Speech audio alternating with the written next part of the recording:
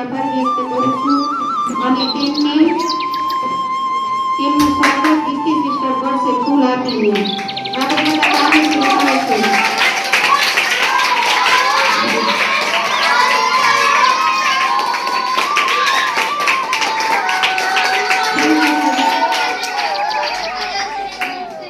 અહીં પોતાનો કિંમતી સમય કાઢી બાળકોની સુરક્ષા માટે વર્ગ લેવા માટે આવેલા રેખાબેનનું હું દિલથી સ્વાગત કરું છું અને તેમને વર્ગમાં ભાગ લેવા માટે પધારેલા બાળકો અને માતા પિતાનો પણ હું દિલથી સ્વાગત કરું છું અને રેખાબેનને પણ ફૂલ આપીને સ્વાગત કરશું.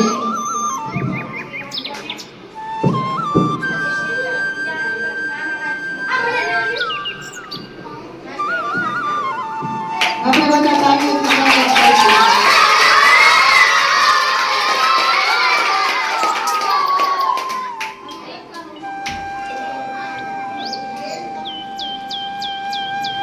રેખાબેન આવ્યા છે આજ તમને કંઈક શીખવાડવા માટે આવ્યા છે, તો તમે બધા શાંતિથી સાંભળશો ને એવી મારી વિનંતી છે.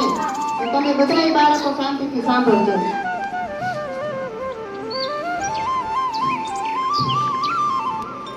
જય માતાજી વાલીઓ તથા બાળકો બધાને મજામાં ને બધા?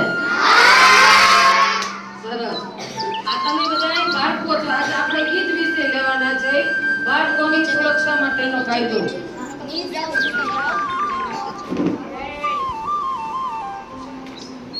આપણે બાળકો કોને ગણવા?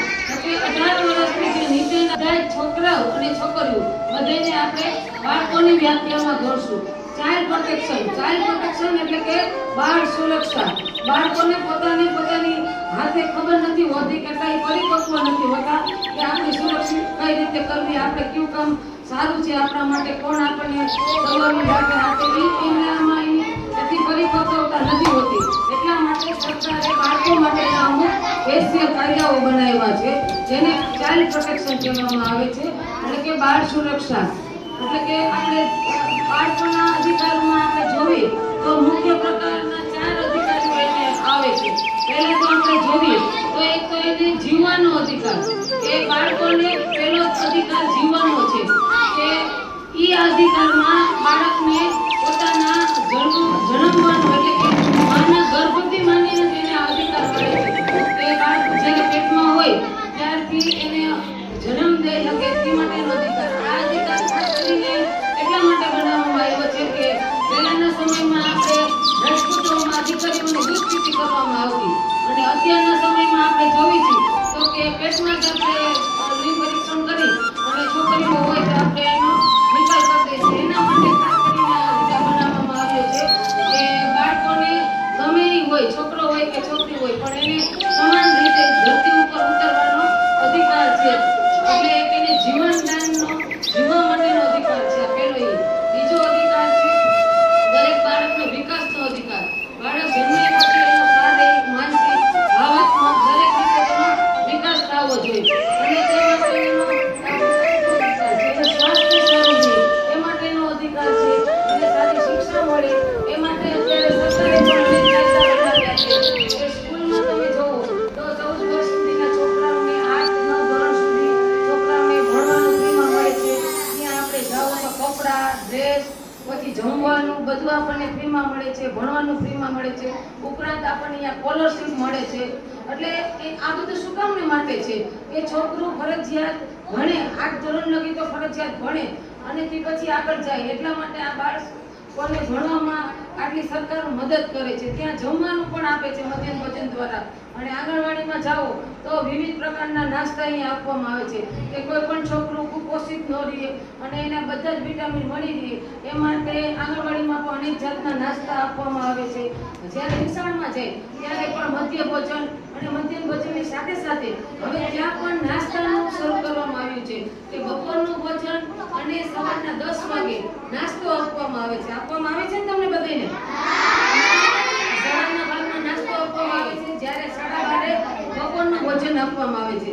એટલે છોકરાઓનો માનસિક વિકાસની સાથે સાથે શારીરિક વિકાસ થાય અને શારીરિક રીતે તે પણ તે કુપોષિત ન રહે અને તેનો સારો વિકાસ થાય એટલા માટે એવો સરકાર માટેનો કાયદો છે. બીજો જોઈએ તો આ બાળક છે એને કોઈ ટોર્ચર કરતું હોય અથવા તો એને કોઈ મારતું હોય તો એના માટેનો પણ કાયદો છે કે વધારે ભણવા ઉપરાંત કે બીજા કોઈ કારણ ઓલા ઉપરાંત કોઈ એને વધારે પડતું ટોર્ચર કરી શકતું નથી કે એને કોઈ શિક્ષાત્મક રીતે માર કરી શકતું નથી. એમાં શિક્ષકથી માંડી અને આજુબાજુના પાડોશથી માંડીને બધાય નો આવી જાય છે કે કોઈ પણ આજુબાજુમાં રહેતા હોય કે કોઈ અશ્લીલ વ્યક્તિ હોય તો એ પણ છોકરાઓને દબાવીને કે એની સાથે કોઈ એવી રીતના વ્યવહાર કરી શકતું નથી. અને બાળકોને તમે મોબાઈલમાં અથવા તો બીજા ચિત્ર દ્વારા કોઈ પણ એવા અશ્લીલ ચિત્રો પણ બતાવવા એ પણ એક ગુનો છે કે આપણે બાળકો સાથે આપણે કોઈ વાર્તા કે એવું આપણે બતાવી શકીએ. બાકી મોબાઈલમાં અત્યારે અવારનવાર બીજું બધું અત્યારે આવતું હોય છે એવું આપણે છોકરાઓને બતાવી પણ શકતા નથી. બીજું છે બાળ મજૂરીનું કે આપણે 18 વર્ષથી નીચેના છોકરાઓને કારખાનામાં કામે અથવા તો બીજી જગ્યાએ આપણે બાળ મજૂરી કરાવી શકતા નથી. અને ખાસ કરીને 14 વર્ષથી નીચેના છોકરાઓને તો આપણે કારખાનામાં કે બાળ મજૂરીએ મોકલી શકાતા જ નથી. અને 17 વર્ષથી નીચેના છોકરાઓને રાત્રિ કામે રાખવા ફરજિયાત ગુનો છે કે રાત્રિ દરમિયાન રાત પાડી હોય એમાં આપણે કોઈ કારખાના વાળો 17 વર્ષથી નીચેના છોકરાઓને રાત્રિ દરમિયાન કામે રાખી શકે નહીં. અને બીજું છે કે અમુક ભયવાહક કારખાના હોય કે દારૂગોળાના કારખાના હોય, ખીણું હોય, એવામાં પણ છોકરાઓને કામે રાખી શકાતા નથી કે એ જગ્યાએ છોકરાઓને વધારે જોખમકારક હોય છે એટલે એ જગ્યાએ આપણે છોકરાઓને કામે રાખી શકાતા નથી. અને કારખાનેદારો કે છોકરાઓ ન સમજતા હોય એટલે એની પાસેથી વધારે કલાક કામ લે અને એને ઓછું વેતન આપે અને એમ એનું શોષણ કરતા હોય છે. એટલે એના માટેના પણ અનેક કાયદાઓ બાળ સુરક્ષા માટે છે. બીજા નંબરમાં આપણે જોઈએ તો બાળ વિવાહનો કાયદો છે તો કે 18 વર્ષથી જે નીચેના હોય છોકરીઓ અને 21 વર્ષથી નીચેના છોકરાઓ તો એ લગ્ન કરી શકાતા નથી. એના માટેનો પણ એક કાયદો છે કે બાળ વિવાહ તમે કરી શકો નહીં. પછી બાળકોના રક્ષણ માટેનો એક કાયદો એવો છે કે તમે એના ફાધર ગુજરી ગયા હોય અને માતા જે હોય એને બીજા લગ્ન કરેલા હોય એને પાલક માતા પિતા તરીકે ગણવામાં આવે છે. અને તેના માટેનો એક કાયદો છે કે એને જે એના પાલક હોય માતા પિતા એને ધારો કે એના કાકાએ કે મામાએ કે માસીએ કે કાકી જે બાળકને રાખતા હોય એના મા બાપ એકલી નથી અને એના દાદા દાદી અથવા તો કાકા કાકી અથવા તો માસા માસી કે મામા મામી ગમે એ બાળકને રાખે છે તો એને સરકાર એનો વિકાસ થાય એને પૂરું ભણે એના માટે તો એને સરકાર એને દર મહિને 3000 રૂપિયા આપે છે. એ પાલક માતા પિતા તરીકેનો એક નવો જ કાયદો અમલમાં આવ્યો છે. એટલે એ છોકરાને પણ ભણાવવું ફરજિયાત છે. આંગણવાડીમાં ભણાવવું પડે, પછી આંગણવાડી વાળા બેનનું પ્રમાણપત્ર લેવું પડે, પછી નિશાળમાં જવું પડે અને નિશાળમાં બેનનું દર વર્ષે પ્રમાણપત્ર લેવું પડે. એટલે એ 18 વર્ષનો થાય ત્યાં લગી એને સંભાળવા માટેની જવાબદારી એને સારી રીતે રાખી શકે, એને ભણાવી શકે એટલા માટે તેને સરકાર એને એવું ન લાગે કે હું આ છોકરાને રાખું છું તો મારા ઉપર બોજો ક્યાંથી પડ્યો, મારે આમ તેમ તો એને સાચવવું પડે છે એવું ન લાગે એટલા માટે તેની સરકાર એને 3000 રૂપિયા મદદ કરે કે ભાઈ તમે આને ભણાવો અને આને વ્યવસ્થિત રીતે સાચવી શકો એના માટેનો એક આ કાયદો છે. બીજો એક અત્યારે પોક્સો નામનો કાયદો આવ્યો છે કે 18 વર્ષથી નાની ઉંમરના જે છોકરા છોકરીઓ હોય એ બંનેને લાગુ પડે છે કે સેક્સ કોઈ પણ ગુનામાં આવ્યા હોય તો એને જે મોટા કાયદાના બદલે બાળ સુરક્ષાનો જે કાયદો હોય છે એ લોકોને લાગુ પડે છે. 18 વર્ષથી જે નીચેના છોકરા છોકરીઓ હોય છે એની સાથે મોટી ઉંમરના જે લેડીઝ હોય અથવા તો જેન્ટ્સ હોય ગમે એને સારી અને જાતીય રીતે સતામણી કરે તો તેના માટેના પણ કાયદાઓ છે. ધારો કે આપણે ક્યાંક ભીડવાળી જગ્યામાં ગયા હોય, કોઈ ગળતી હોય, કોઈ બસ હોય, એવી કોઈ જગ્યાએ ગયા હોય, કોઈ મેળામાં ઊભો હોય કે એકદમ ગળતી હોય, તો ઘણા અસામાજિક તત્વો એવા હોય છે કે એને અલગ જગ્યાએ સ્પર્શ કરે છે હાથે.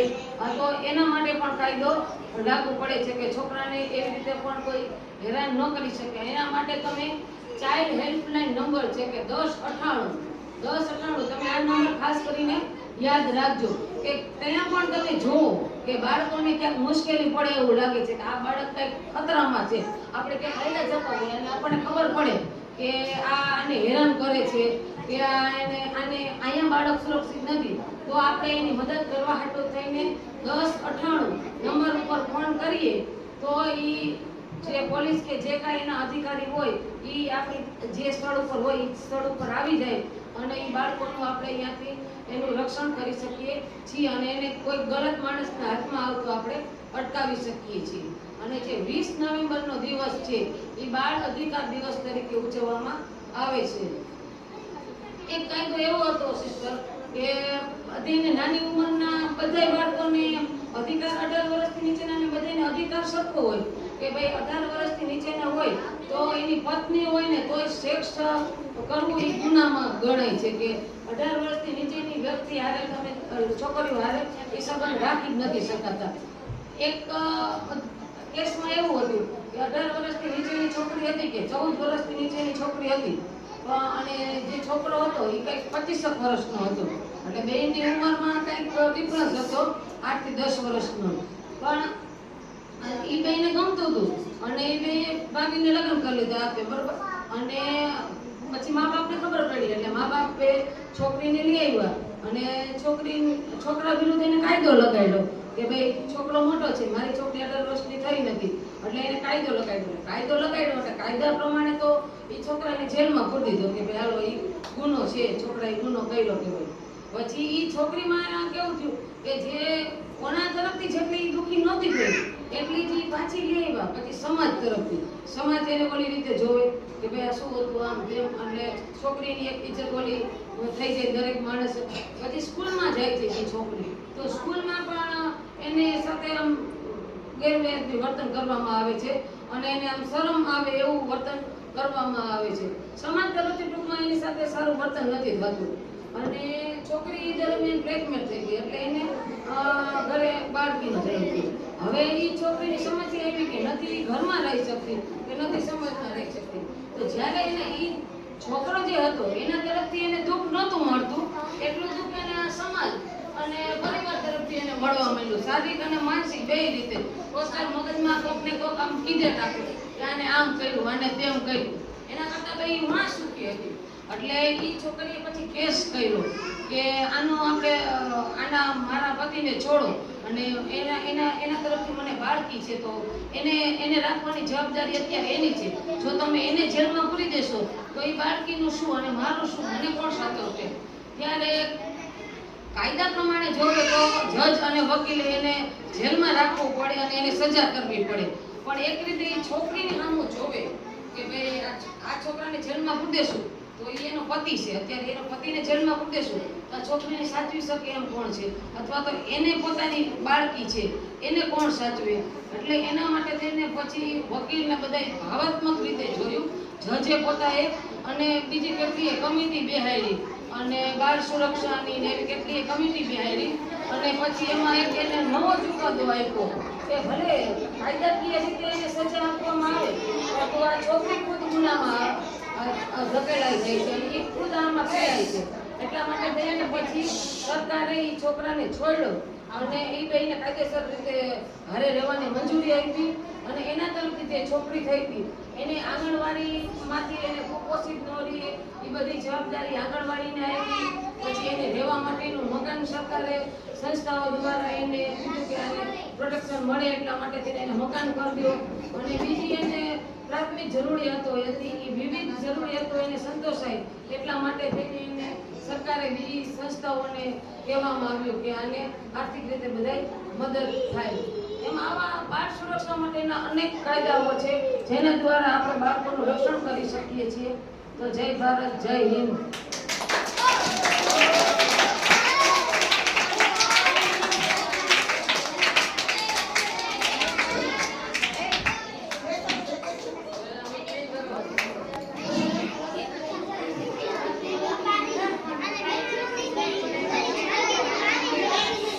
Thank you.